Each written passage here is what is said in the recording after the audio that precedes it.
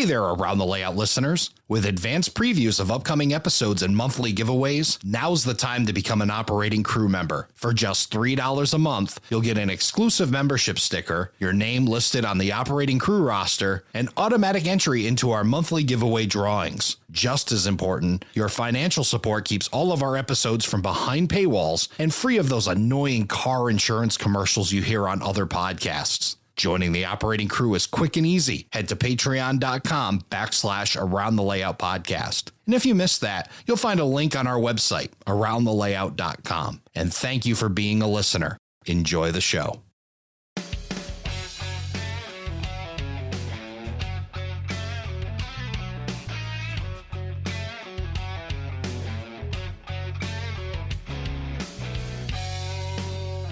Hello, everybody, and welcome to Around the Layout, where model railroaders come to tell their story. My name is Ray Arnott.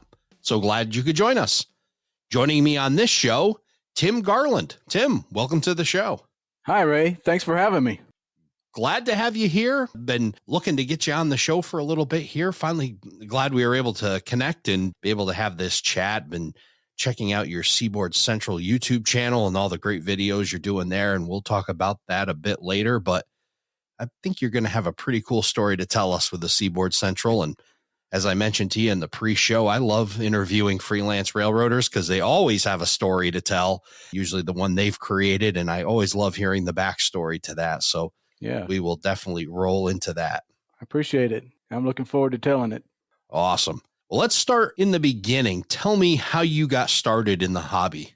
Oh, wow. It goes, I'm one of those kids that got bit by the train bug at a very early age. Of course, I loved all kinds of transportation, cars, trucks, heavy construction equipment, airplanes, boats. But trains bit me pretty hard when I was probably about 5 or 6 years old. I can remember as a small child going to my grandparents' house that lived next to the L&N line that ran between Atlanta and Etowah, Tennessee. And I can remember in the mid-'70s, the F units with their Mars lights and seeing them in the nighttime. And I was just telling my dad to slow down because the road was right parallel to the tracks. And I'm like, wanting him to pace the train. So as a 5-year-old, I'm wanting him to pace this train that I thought was amazing. So I knew I always loved trains. Didn't get into model trains. I think my first model train set was a 6-year-old kid. I got the Tyco Chattanooga Choo-Choo train set, little oval 8. I remember it because it had a crane and a tender, and I thought that was awesome to get. Of course, I think a lot of people back in the 70s, early 80s started out with something like a Tyco or a Bachmann train set. I started with the same set. Yeah, the Chattanooga Choo-Choo. And that's right. I can remember actually visiting the Chattanooga Choo-Choo many times as a 8, 9, 10-year-old every year because I grew up in Cartersville, Georgia, and so Chattanooga is maybe about an hour and 15-minute drive from there, and going to the original Chattanooga Choo-Choo train station. And at the time, they had this huge model railroad that was in the freight side of the station, and I think the thing was like 200 feet long. And so it was a club that had a layout, and it depicted Chattanooga and Lookout Mountain and had a lot of trains running on loops that just all over the place. And I can just remember being so fascinated with seeing all these model trains going. As I continued the only kind of trains I knew about was Tycos, things like that, Bachmann and Tyco. I had something like a Silver Streak and a Golden Eagle, and only the lead truck was powered, and it only pulled 6 or 7 cars if you were lucky. And I remember these were just fantasy schemes. I didn't see what I was actually looking at when I looked at the prototype. Where's the L&N, the family lines, the Seaboard system, the things I grew up seeing. And then when I went to Chattanooga Choo-Choo, here they have those kind of trains running, Southern Railway at Tuxedo, Atlas SD24s. And I never had seen any model trains of real trains. And I'm like, where can I find trains like this? And so one of the guys that was a member of the club there, I talked to him and I said, where can I find a train like this? And he told me at that time, you need to get an Atlas locomotive because we run this layout 365 days a year, and we have to have something that's dependable. So they had a lot of Atlas SD24s, SD35s, GP38s that were running around the layout. And so my father is in the military, he's in the Air Force, and so there was an Air Force Base in Dobbins Air Force Base in Marietta, Georgia. And he found a hobby shop that was close to the Air Force Base called Crescent Hobbies. And he took me there, and I was blown away the first time I ever went into a hobby shop and seeing all the locomotives in the glass case. And here were locomotives with paint schemes that I've seen in real life. The first time I'd ever seen a L&N engine or a Seaboard Coastline engine or a Southern Railway engine. And I didn't know anything about Athearn. All the Athearn blue boxes were there. And all I knew was I needed to find an Atlas locomotive. And so I asked the hobby shop owner, I said, I need an Atlas engine. That's what I've been told is a really great engine. And he had an Atlas FP7A in Seaboard Coastline paint. And he told me this engine is so strong it'll pull 24 passenger cars by itself. And I'm thinking, I can only pull 6 cars with my Tycos. This must be an amazing locomotive if it can pull 24 passenger cars. And so what little money I had, I spent on that. That was the first real locomotive I got. And I think I was probably 10 or 11 years old at the time. And I can remember that particular Christmas being the best Christmas ever because all I asked for from my father, my mother, my grandparents, my aunts and uncles is I just wanted these model trains that I saw in this train store.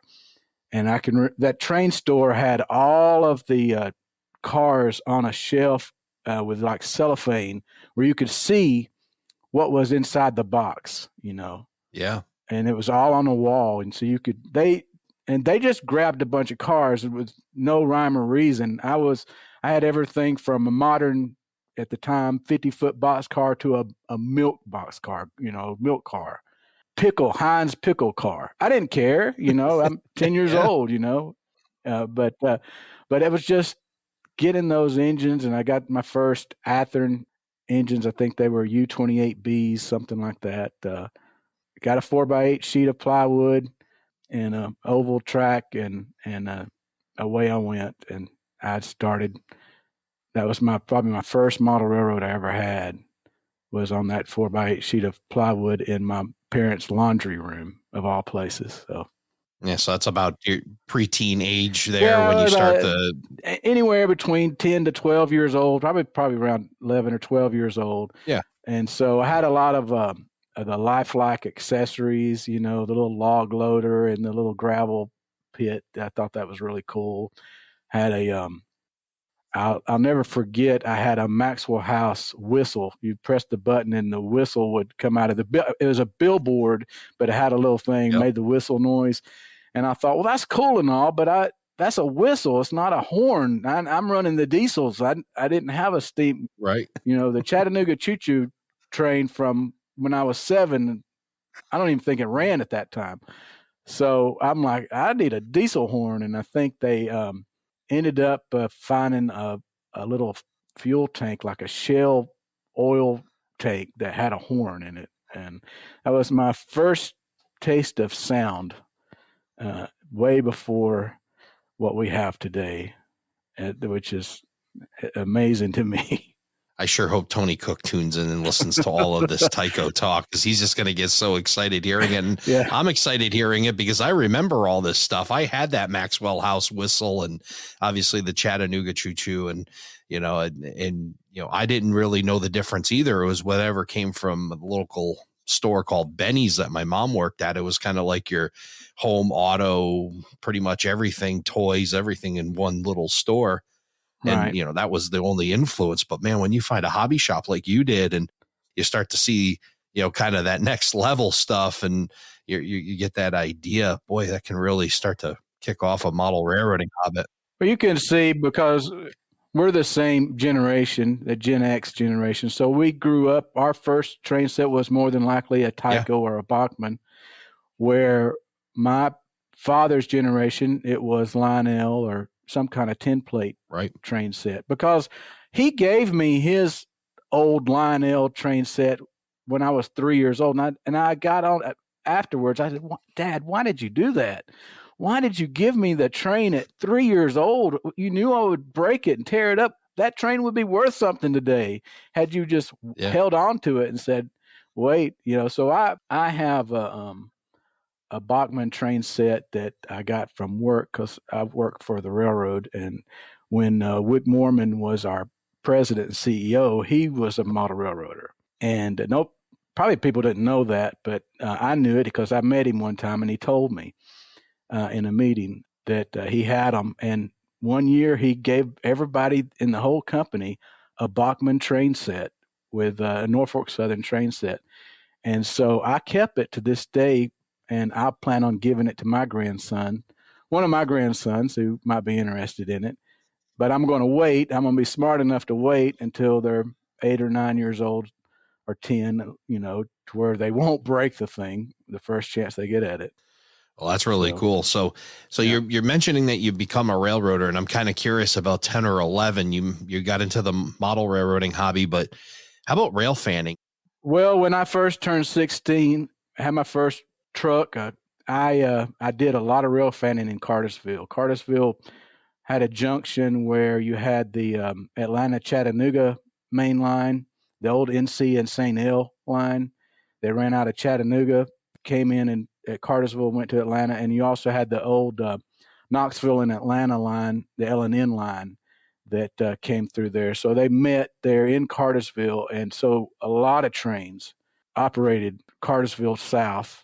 So I would pace the trains as a 16-year-old. I documented. I made had the old big camcorder, would go out and film the trains out in the yard, and this would have been 1986, so a lot of family lines, Seaboard system action. You could still every now and then see an engine, maybe an SCL paint or L&N paint, but very rare. Most of it was Seaboard system and family lines. And then the CSX started showing up, and I saw the first rendition of the CSX paint schemes. So I did that. Yeah, I did that. I never did go over to the southern side because that was a little farther than I would travel to see the Southerns or the Norfolk Southern engines. But I did visit some of the short lines that was close by to get to see those. That was Georgia Northeastern, which my friend Thomas Komoski models. I got to see their line. That was pretty cool. Yeah. Again, I say it quite often about catching the golden era of railroading, and you definitely caught somebody's golden era being able to see all those, the Seaboard and the L&N, and seeing those in action. And now some of us, younger folk or whatnot, they only get to see it in a CSX heritage unit now, and you get to see the real thing. And it was very colorful because I can remember right after the merger when CSX, this is the first time I ever saw a chassis system locomotive show up. And I'd only seen them in the books, books or magazines. And here was a true-to-life chassis system running. So I was just amazed by that. So it was a very colorful era to see all these. And there were the SD-40-2s. I can remember rail fanning and seeing a quartet of baby boats, U-18Bs, switching on a train, on a local, And you really take things for granted when everything today is they've pretty much settled on a couple of models, locomotive models, and that's about it. Where we used to see SD-40-2 lash ups, C-30-7 lash ups, the things that were really, really fun to watch. Yeah, it was a lot more diverse, wasn't it? Versus like today, even when there are different models out there, other than some what seems like subtle details, they're kind of all the same looking. But when you get a, U18 Right. and you get a SD40 and you start seeing, there's massive differences. There's, a lot of variety and Right. power, which is definitely neat to see. Well, most of the people that watch the Seaboard Central, I know about the Seaboard, know that I'm a locomotive engineer. And I choose to work a local job. One, because it affords me, I have the seniority, I can be home every night and have 2 days off a week where I can spend more time working on the Seaboard Central. But two, I also get to still run the second generation EMDs, and that's what I operated today, a GP38-2 and an SD40-2. They're not on the main line anymore, but they're still found in the yards, and I could still use those, which I'd much prefer to switch with than these big brutes that are what I call road hogs. Yeah. They're great for the road. They're comfortable, got comfortable cabs, but they're not designed to switch cars and yards. So yeah. So I still get a chance to enjoy my generation's locomotives. Oh, it's just very cool stuff that, you got to see, and, now you're getting to operate it as an engineer. Really, really cool opportunity. Mm-hmm. So let's talk how you get there. 16 years old, you're doing this rail fanning, you're getting to see all this cool stuff. As you're starting to rail fan more, and does operations start to enter the equation yet, or does that happen down the road a bit? Well, I think I've always been I've considered myself an operator more so than a rail fan. I always studied railroading. So I subscribed to like Trains magazine at an early age and would learn all about these different railroads all over the United States.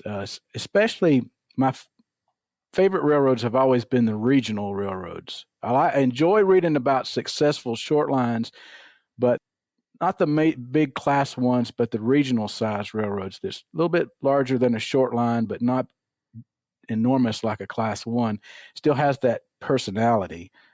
And I've always found those fascinated. But I did not decide that I wanted to work for the railroad until I was maybe 14 years old. A friend of ours, my parents, that went to our church, was a conductor for Norfolk Southern. They would come to the house and he would see my 4x8 sheet layout that I had in the basement.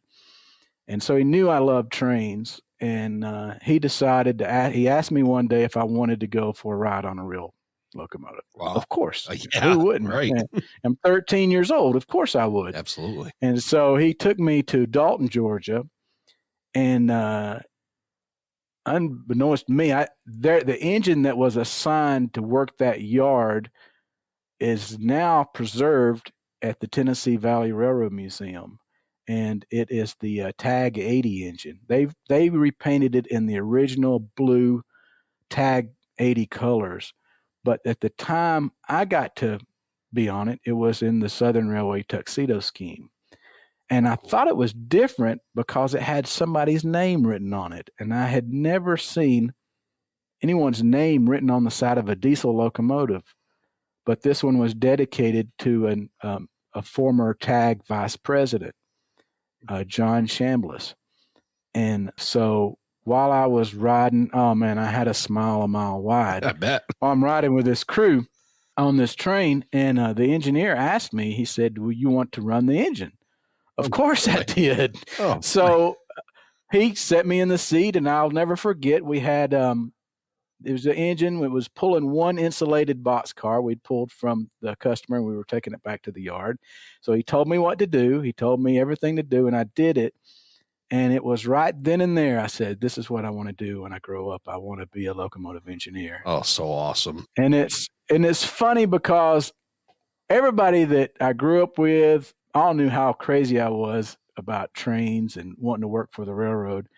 And I went to my 25th high school reunion, and they told me, a number of them told me, said, "Tim, you're the only person I've ever met that said what they wanted to do at 13 or 14 years old, and you did it. Yeah. You actually did what you wanted to do, your dream. So, and it took me to, I first worked for a short line in back around 1990, 1991. I was working for a short line railroad, and then I ended up working for an intermodal contractor for about 4 years, and I ran the big piggy packers where they loaded the containers in the well cars and the trailers on the flat cars with a giant crane. Cool. And Norfolk Southern was hiring for conductors, and in 1996, that's when I became a conductor for Norfolk Southern. By April of 2000, I was a qualified engineer. Awesome. So I've been a locomotive engineer ever since. It's been a good job, a rewarding job. It's been challenging at times. I've run everything from 12,000-foot monster intermodal trains to 5-car locals. Everything in between, from small engines to SD90s. I've done them all. I've tell people that my day job is just research for my model railroad. That's the way I look at it. So I try to observe everything around, whether it's weathering on the cars or how the track looks or the vegetation around the right of way, to operations, how the railroad is being operated, and I try to incorporate that into my modeling, into my layout, because my goal has always been for the Seaboard Central to make it believable, where people would think that could be a real railroad. And so I try to look at what the prototype does and how the prototype does it, and incorporate those things into the Seaboard Central. I'm going to ask you, because you're one of the few that have confessed here on the podcast to actually being a railroader and model railroading at the same time. And I know I've asked the question before, but again, to you, how do you keep the mix like exciting? Because for my full-time job and, the full-time jobs I've done before, I can't envision doing them also as a hobby. Like, how does that work for you? Right. How do you keep yourself excited to keep doing the model railroading? Well, that's a good question. For me, I could see that if I was in the model railroad industry. If all I did every day was work in a hobby shop or work for a model railroad manufacturer or the magazine or something like that, if that's all I did every day, I could kind of see where, all right, when I come home, I don't want to think about it. But the real railroad, it's a job. It's of course, everybody has jobs when they're tired and they're exhausted, and a hobby's a hobby. You do it when if you don't feel like doing it, you don't do it. But for me, I look at the hobby as a big stress reliever. For me, it's great medicine, especially it helps you to escape from everything else that's going on in life, be it whatever. I agree. It helped me through a divorce. Yeah. It's helped me through hard times, and it allowed me to access the creative side of my brain and focus on what I was doing. And it's I love it. I wouldn't, as long as I live, I know there's a lot of people that they step away from the hobby at certain age and then come back to it later. I never did. I may have slowed down a little, like when I was maybe 19, 20 years old, living in an apartment, but I still had some kind of a little layout. Even if at one time I was in an apartment and all I had was 4 milk crates with a 1x12 or 1x8 sheet of lumber, but I had a little switching layout where I could run right next to my bed. I could run a train back and forth because it was a relief. It was a relief valve. Right. And at the same time, I would still visit hobby shops and collect things because I knew I wasn't always going to be in an apartment. I would eventually get married or find a house or buy a house or whatever and start a new layout. And that came eventually. But I've always been doing something with model railroading my whole entire life. I think you hit on something really big there, and it reminds me of the interview we did with Michael Gross, and he made this statement that art is a form of protest. And I think you're kind of hitting on that same idea that when you start with the model railroad, it's a protest. It's also that escape that you talked about. And it's probably why, like, when I even walk into model railroad shops, the escape starts when I walk through the door. And when I hear people in the aisleways and they start talking politics, or they start talking, it's like, I turn around and say, hey, let's not talk about it here. This is like safe haven area. Right. And even if they're saying stuff that I agree with, I still don't want to hear it. I want to escape from the world. And whether it be a hobby shop or your own layout, or it really is a beautiful thing that you get to go down there, you get to be the boss, and you get to protest, and you get to do all these things outside of the world into your own little cocoon. Right. And you're focused on what you're trying to achieve. I tell people, you get that vision in your mind of what you're wanting to create. Yeah. And that's what an artist does. And I've explained to people like I work with, like they've asked me, why are you a model railroader? Why do you want to think about trains away from work? Yeah. I was a rail fan at 16, but now I'm not a rail fan anymore. I see the large stuff every day. The only thing that interests me would be going to see a steam locomotive. Now that would be interesting because that's not something I see every day. Right. Amazed by steam engines, but diesels and freight cars, I see them every day. So I'm not going to be the rail fan out there chasing trains and taking photographs unless it's for the model railroad and it's research that I need to use to weather a particular locomotive or a car. I get my excitement from the model railroad because I look at it and I tell people, well, for me, it's 3D art. Right. Some people, artists, 2D art. Well, this is just because you're having to think a lot like an artist. Especially one of the best parts of the hobby I enjoy is scenery. And so it's a lot of layers, the same way a painter would. They would start at the back and work their way to the front. And it's the same way when we're modeling a particular scene. It's just layer upon layer upon layer, and you're having to think about it. And there's no right or wrong way because everybody's approach is different.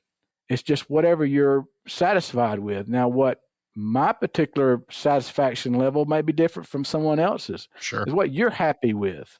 And that's what's great about this hobby. And I'll tell people all the time, I'm never afraid to rip something out and start over again if I'm not satisfied with something. And so over the years, I've had a lot of layouts. And I've always thought about what could I do differently if I start over again.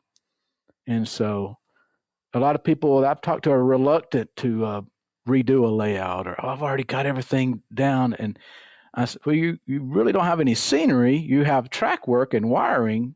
You don't even have ballast down. It's not that hard to change something if you're not satisfied, because you want, like you said, you want to continue to be excited about it. Because if you're not excited about it, you're going to be more reluctant to go downstairs to the basement or out to the garage or up to the attic or whatever to work on your layout, because you've lost that excitement. So you always have to keep things fresh and exciting. And if it's not doing it for you, don't be afraid to start again. Yeah, especially if the flywheel stops turning, if it's to a point where you're just, like you said, you've thrown it down and you just don't want to go down to the layout or work on it anymore.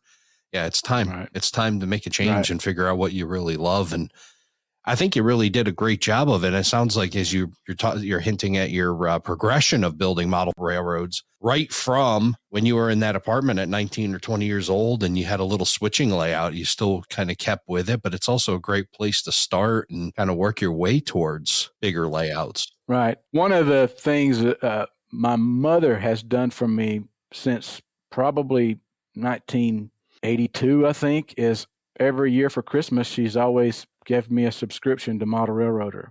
And so I've always would study what everybody else was doing, read about it. So over the years, I learned so much that way. Even when I was reluctant about doing something. So as I told you before, a lot of the layouts I had in the early ages was just the plywood Pacific stage. I went away from the 4x8 sheet to a switching layout at an early age.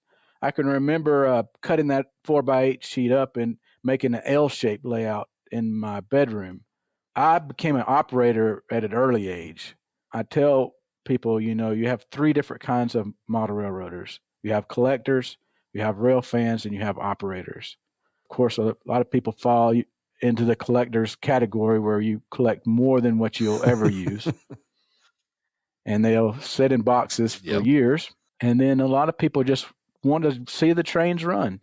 And they're just want to look at it from the rail fan point of view. But me, I've always enjoyed the switching operations, and it doesn't have to go on a loop to loop to satisfy me. I want it to have a purpose, and I try to think about when I design the layout, I want to design it as if it was a real railroad and how it would operate. Was that something that you kind of figured out on your own, or was there some influence from all those model railroader magazines about doing more point to point, or maybe a combination of the two? I'm not really sure. Probably the looking at the magazines and when I was rail fanning too, and looking at the prototype and how tracks were arranged. Early on, I wanted to model the Clinchfield Railroad. I had a great book called Clinchfield Country, and so that was what I wanted to do. Is I looked at how the Clinchfield was, and until I started seeing layouts like Alan McClellan's Virginian and Ohio, and Tony Custer's Allegheny Midland. The biggest influence for the Seaboard Central of all time has been Eric Bruman's Utah Belt. And when that started showing up, that railroad started showing up in Railroad Model Craftsman and Model Railroader, I knew I was just fascinated with how a freelance railroad could seem so real. I would say that's probably when, I even like Bruce Chubb's Sunset Valley, but it's hard to say if it was Alan McClellan's V&O, but more than likely it was Eric Bruman's Utah Belt is what made me decide I needed to come up with my own freelance railroad. And so I started studying areas around me where I could make something that was believable. And like I said, I've studied prototypes by looking at what was going on at the time. And at the time, there was a lot of consolidation going on, and railroads got into downsizing. And it was sad to me that one of the lines that CSX decided to abandon was a line between Atlanta and Birmingham, Alabama. And I saw this line, and they were going to start ripping up tracks, and now a lot of it is called the Silver Comet Trail. It became a trail for people to walk on. And I thought, why in the world is a railroad ripping up their tracks? Do they not have the business to justify the rail line? And so I started looking at this, and I started putting things together, and I noticed that wasn't the only one. There was a lot of them where the line only went so far and was rail banked. It used to connect and continue on. And so I said, you know what? I think I can come up with my own railroad that would take over these lines, these secondary lines that were going either rail banked or being removed. And so I started piecing them together, and I found out that most of them were former Seaboard coastline tracks and Central of Georgia tracks. And around the same time, Model Railroader had a special issue of a line that they created called the Seaboard Central. I don't know if anybody remembers that. I think that was like 1989, maybe. They came out with it in a December and January issue where they did a project layout. And I thought, wow, that would be the perfect name for the railroad that I'm creating, because I'm encompassing both the Seaboard coastline tracks and Central of Georgia tracks. So I put them together, Seaboard Central. There you go. It just made sense. Yeah. And so I decided, well, here's the line. It makes sense to have this line that comes out of Birmingham, Alabama, over the old Seaboard coastline to Cedartown, Georgia, then connects with the Central Georgia trackage all the way to Macon. And then Macon, it hits again on Seaboard coastline trackage to Savannah. So there's the line, Birmingham, Alabama to Savannah, Georgia. And that's how the Seaboard Central became. And I decided, well, it's going to be a Class 2 regional railroad because I like this regional size that's similar in size to Florida East Coast or the Denver and Rio Grande or the Clinchfield. That was the size I really wanted the Seaboard Central to be, but also similar to the Utah Belt. And I thought, well, I'm going to do that. And so I'm going to try to create a believable railroad that would exist between these 2 points and serve customers in between. And so I started that when I was 20 years old in 1990. That's when I decided to come up with the Seaboard Central. And I've started building variations of it. The first, I painted an engine, a couple of engines early on, a Atlas GP38 and an old front range GP9 that I converted to a GP16 that was one of my first kit bash jobs, chopping the nose. And of course it ended up in a scrap box, but I said that engine was scrapped at it early on. But that's a good way to just incorporate it into the story, right? Yeah, it actually existed on the railroad. Yeah, it's freelance, but that engine's been scrapped. But anyway, so I've had a number of, since I started the Seaboard Central in 1990, it has its own history because I would do like Eric Bruman and I was keeping everything current. So I kept everything current for a long time until 2015. And then two things happened that made me stop the clock in 2015. One was I had acquired some Athearn boxcars in fallen flag schemes, and I wanted them stenciled for the Alabama and Gulf Railroad, AGR, because I kept seeing these cars everywhere. I thought they were so cool because they were just patched for the AGR. So I sent them off to Bradley DCC, who was doing my DCC installs at the time, and he was great at weathering because he was weathering the locomotives. I said, can you weather some cars for me too? And he did these cars. He patched them and he weathered them. Wow. And I thought, well, I've got so much invested in these cars because I had paid for him to do this professional job weathering these cars. And had I kept it current, the real AGR started painting these cars into the mineral red color, the boxcar red that you see, the brown, mineral brown color. And I knew I did not want to do that. I said, no, they'll lose all this character too. And also in 2015 is when I married my second wife, Katja, who has been a huge supporter of my hobby. Awesome. She even wanted to help me do a scene on the layout that this first version of the Seaboard Central before I started this new layout, outdoor wedding scene. We had an outdoor wedding. And I built this laser art, nice Victorian style house, which was the kind of house where we were married, and did a little scene outside. And she wanted to do all the plants and the flowers. And I let her, I bought all this stuff. I said, go to town, see what you can do. And so she has really been a huge supporter of everything I'm doing. That's awesome. And big encouragement. And so I'm going to still have a scene like that on the new layout. I just got to get to that point, find a place for it, but we'll do it again. That's great.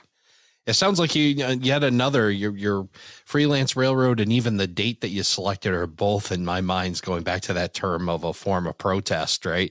You're protesting one is, that, the fact that these lines have all been torn up and turned into rail trails. And, in your world, you can protest that and keep them in business. And then, and I think a lot of guys have been the same way. I've got at least a few that I know. And the first one that comes to mind is Don Iris, who finally, was keeping modern day with Providence and Worcester until the G&W came along with candy corn colors and started spraying them on his locomotives. And he's like, what? That's it. Boom. There it is. This is the end date. We're not going to go any farther. Yep, exactly. So I settled on the summer of 2015, and I picked the months May, June, July, and August, those 4 months.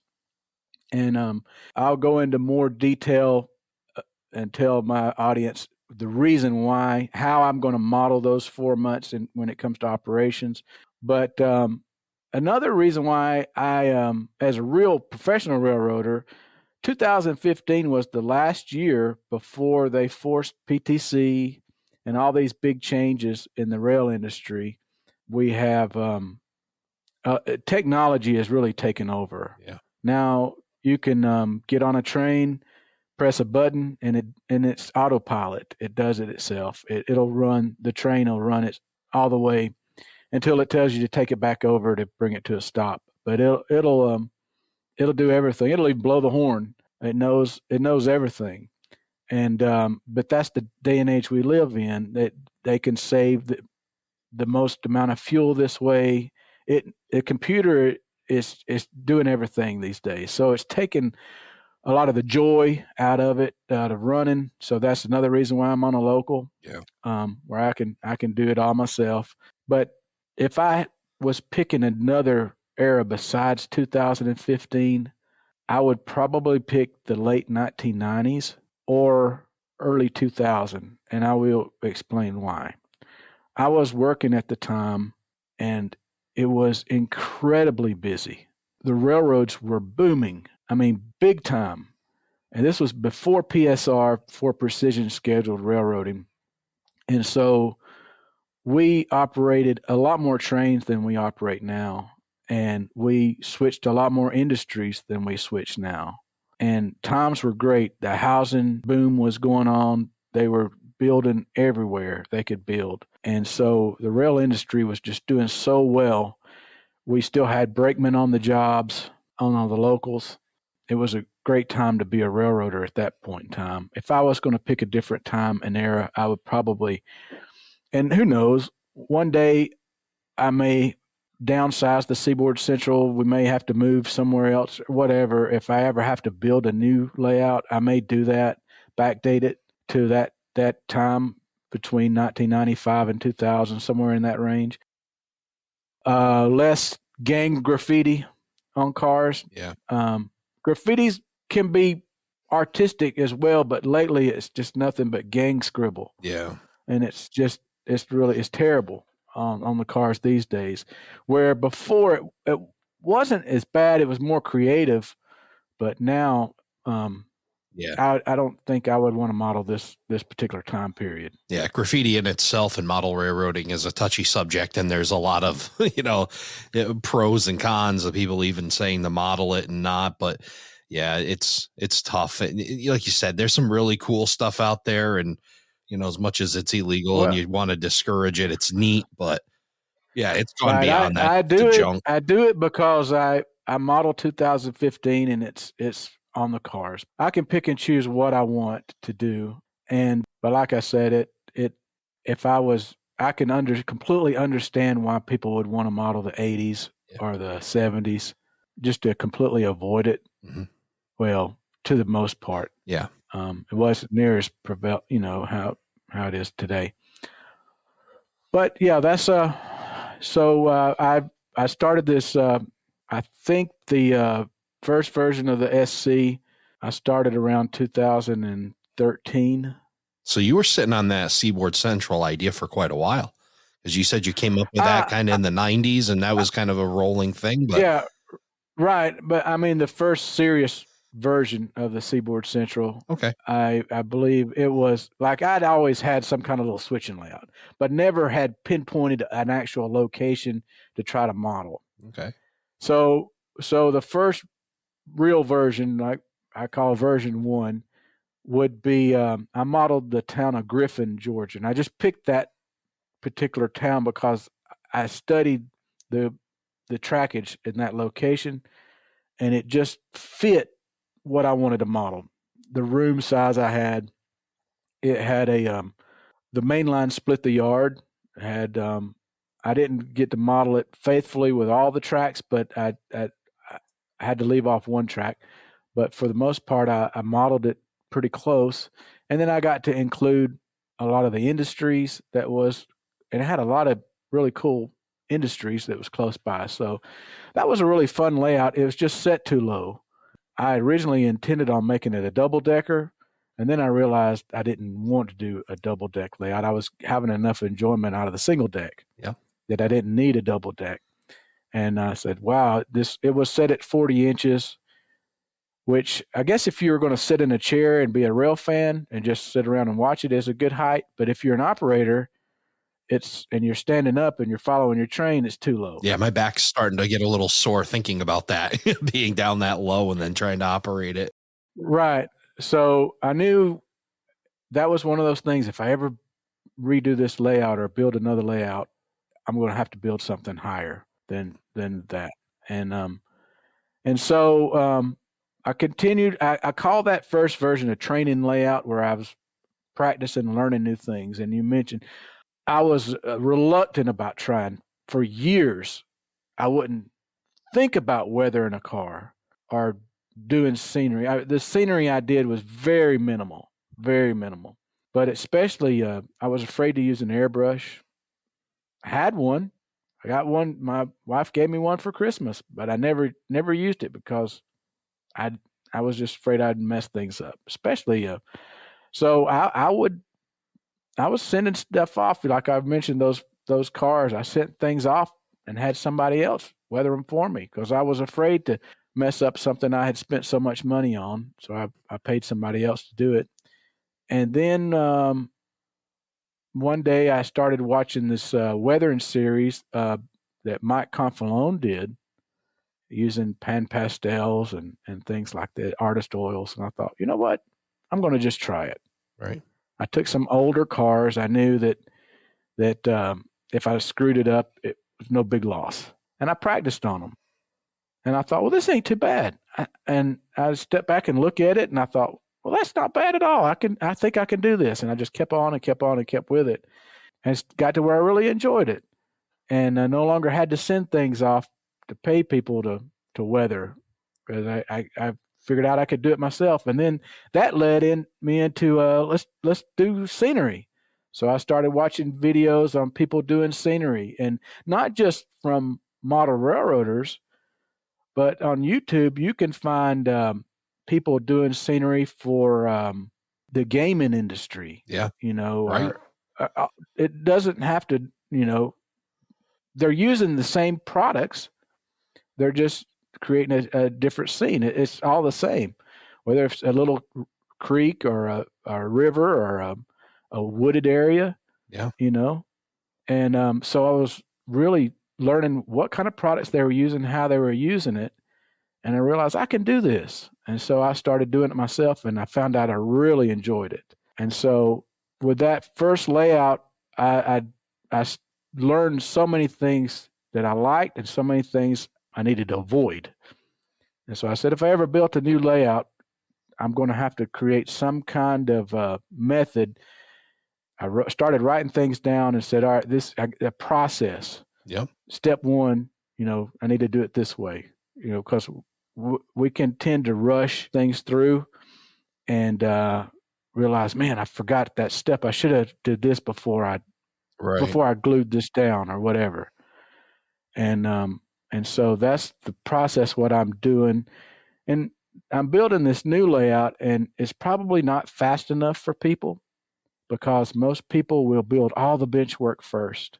They've seen the plan the ultimate plan I want to build to take up 3/4 of my basement. And why don't you just build all the bench work and put all the track in before you even do any scenery? And I'm not doing it that way. I'm doing it like one section at a time, and I know it's probably driving people nuts, but I'm doing it. I have a method to my madness, a method to the way I'm doing it, because it's a certain step, the results I'm trying to achieve. And I said, I'm not going to rush myself through it and then end up with problems down the road. If before I ballast the tracks or before I do anything, I'm going to make sure that the equipment runs properly over it. If I need to make a change, now's the time to make a change, Right. Yeah. And this approach has a name, right? Because I was reading in Tom Kolmoski's blog when he wrote after seeing your layout, he mentioned it. So tell us about this approach and where this kind of idea came from, this TOMA, right? Yeah, the one module approach. I think Joe Fugate with Model Railroad Hobbyist Magazine came up with that idea. And it's a way where you can, like on my original layout, it started out like as a U-shaped layout. And so I thought, you know what, if I'm going to do a scenic section, I'll make it in the middle of the run. So the sections on either side of that scenic section would be more or less the staging areas, and you would run through the scenic section. So that's how I approached it. So this new layout, I looked for a natural starting point that would offer me a lot of operation in a small place, because my goal was to get trains up and running and have, because like I said, I started out as a switching layout all along. I didn't have to have a continuous run. Right. And so I took one of the original modules that I removed all the track off from my old layout, and I added the layout legs taller. I made this one at 54 inches high. Yep. It's high enough that I can have a little workbench underneath it and weather cars or program locomotives, whatever. This is a 2-foot by 8-foot module that has a large grain elevator on it with a lot of tracks and its own little plant switcher. So this afforded me a chance to get things up and running at an early stage, even if it's just going back and forth just a few feet. Yeah. And I just started building the layout from that point. And that's what I'm doing. And I'm connecting the modules as I go along. This way I get to enjoy the layout, and the operations side of it will grow, and it will get more detailed and add a little more complexity as the layout grows. So it's simple right now, but it'll require, right now, one person is fine. I can operate it by myself, but I can operate with 3 people, even on the little small sections I have. I believe it. I've done it. And I've done it. I think it's a great approach for a couple of reasons that you mentioned. And, and additionally, you don't have a look that when you go down, you're overwhelmed. You're not thinking about all that bench work you built, that all the stuff you have to do ahead of you. You're drilled down and focused on that area and complete it. And you don't have that feeling of, look at all this incomplete stuff. You're looking at what's complete, and then you can add on and add on and add on and keep making those steps. And again, that instant gratification of being able to run a train, be able to keep that flywheel turning and keep it, the momentum going, and that feeling of, of accomplishment going as well. But for me, the main reason is it avoids burnout. Yeah. Because if you are tasked with building all the bench work, laying all the track, and doing all the wiring, and you're doing it which my layout, when it gets finished, will be a large layout, considered a large layout, you could burn out real quickly because you feel pressured about, I've got to get this done. I got to get this done. And with this way, at any point in time, if I need a break from working on the layout, I pick up a throttle and I can have a mini operating session all by myself. And it may last 30 minutes, but it's enough to quench that desire, that need, just to go back to what we talked about before, is this a stress reliever, just to escape and not think about the other, even building a layout can have its own set of pressure and stress to it. But this way, it's a way to relax.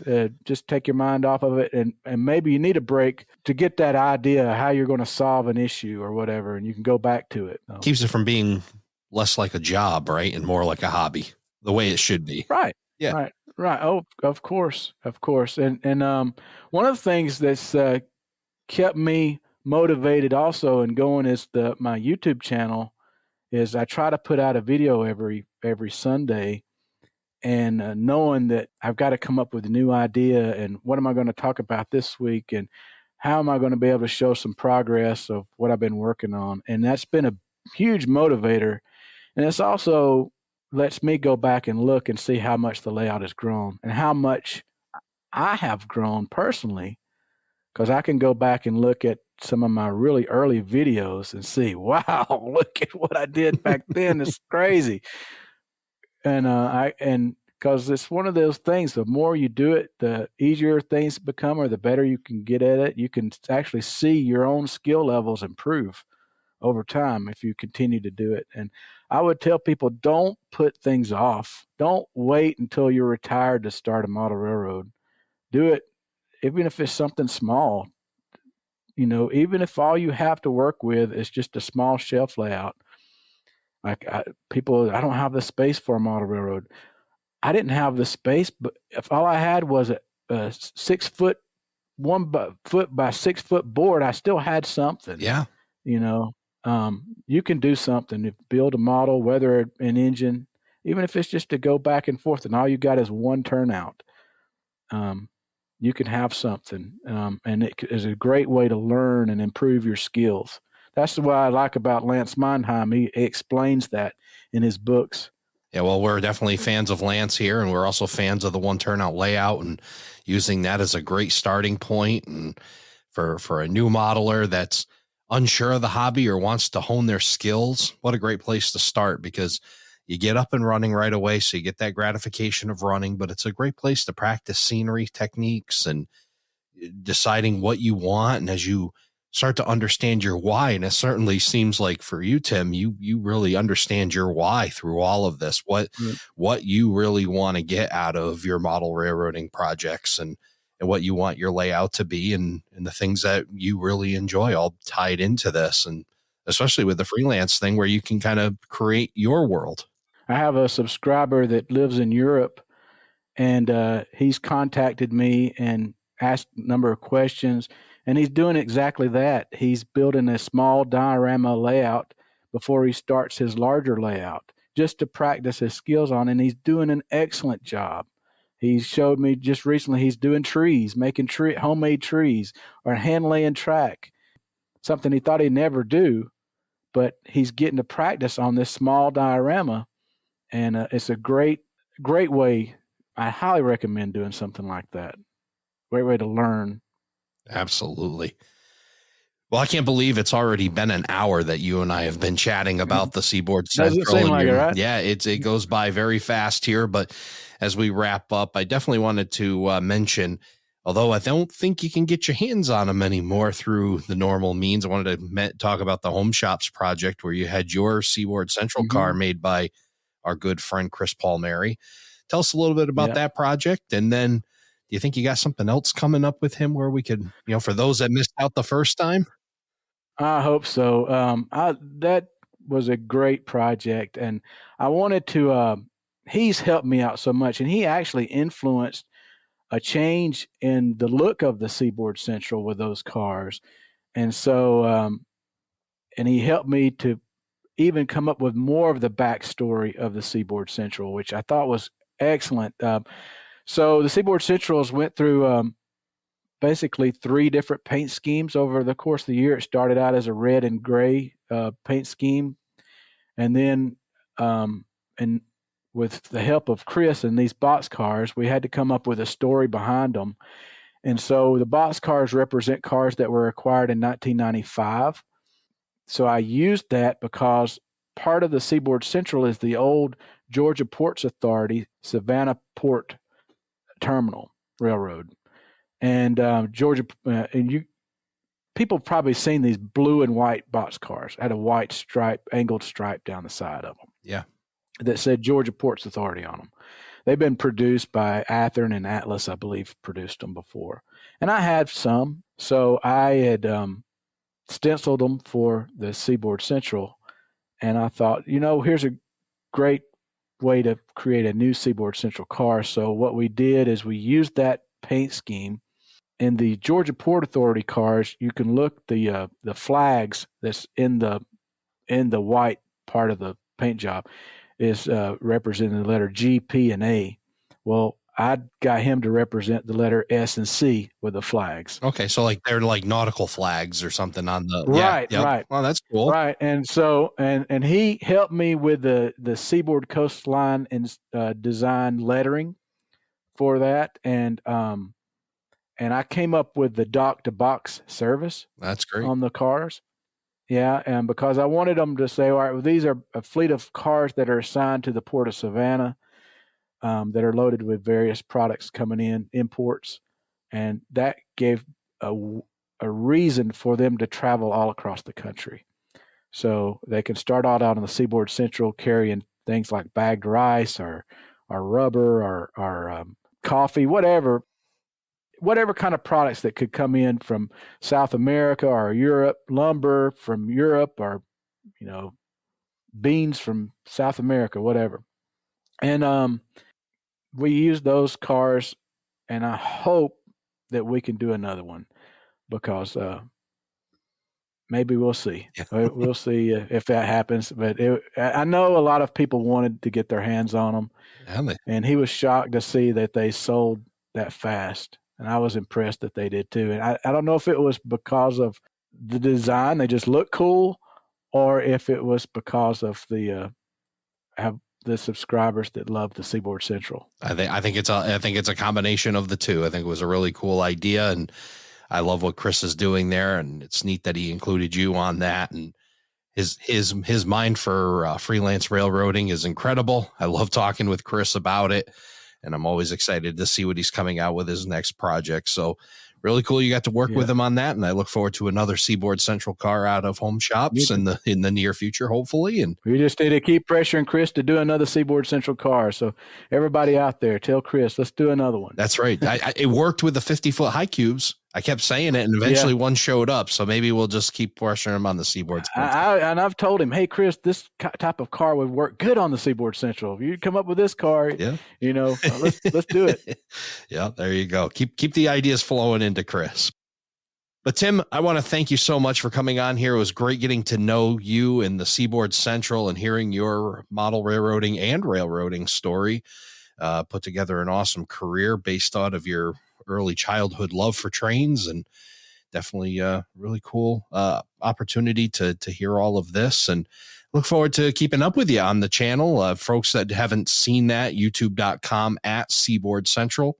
We'll put a link in the show notes as well, and we'll also put that on the Facebook post. So if you're listening here, go to our Facebook page, Around the Layout Podcast, and you'll be able to see a bunch of pictures of the Seaboard Central and be able to get those links as well. So until the next time we meet up, Tim, thank you again for being on Around the Layout. All right. Thanks for having me, Ray. Thank you for joining us for this episode of Around the Layout. Learn more about today's show on our Facebook page, facebook.com/Around the Layout. Show your support by becoming an operating crew member at patreon.com/Around the Layout Podcast.